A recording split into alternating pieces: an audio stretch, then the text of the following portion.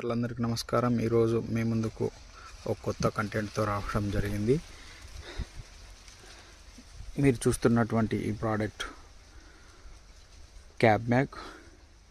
దీనిని మనం కాయ దశలో, అంటే ముఖ్యంగా ప్రస్తుతం పసుపు పంటలో పెన్న అవటానికి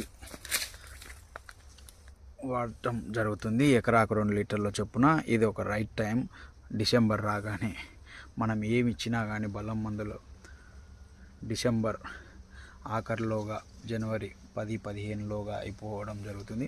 అదేవిధంగా పసుపులో అయితే ఓన్లీ పెన్న అవటం రావడానికి క్యాబ్ మ్యాగ్ అనేటువంటిది ఎకరాకు 2 లీటర్ల చొప్పున వదులుకుంటారని ఆశిస్తున్నాను. దీంట్లో ఉన్నటువంటివి టెక్నికల్ ఏంటంటే కాల్షియం, మెగ్నీషియం, బోరాన్ అనేటువంటిది ఉంటుంది. దీనివలన పెన్న అవటం రావడం జరుగుతుంది. పూర్తిగా కాయ అంటే పెన్న సైజు రావటం జరుగుతుంది.